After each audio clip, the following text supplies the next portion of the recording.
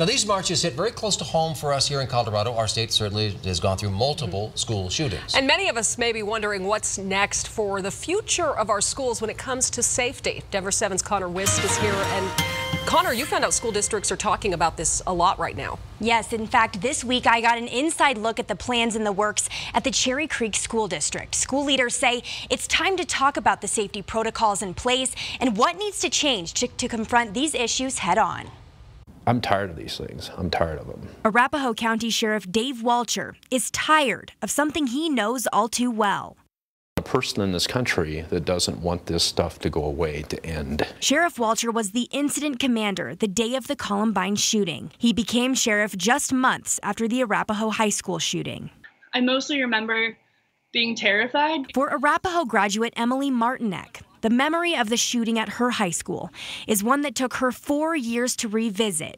Now in college, she has found a platform through a school assignment to share her voice. I think it's easy to forget that there's just so many people that are hurting and still processing everything. When it comes to these school threats, there are often red flags out there ahead of time.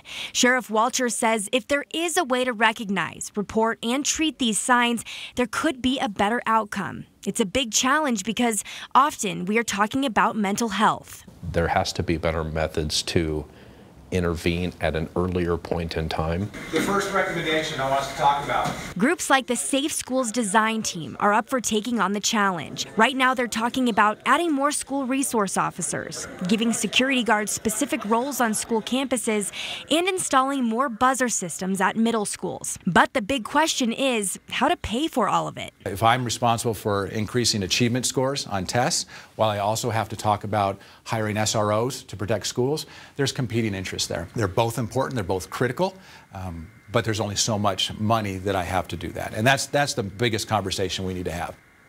We're talking millions of dollars to fund and train for more school resource officers, and the process could cause cuts to funding in other places. So the next step for the Safe Schools Design Team is to develop their exact plan. Then they'll go back to the Cherry Creek School Board this spring to work on the plans and how to fund it. In studio, Connor Wisk, Denver 7.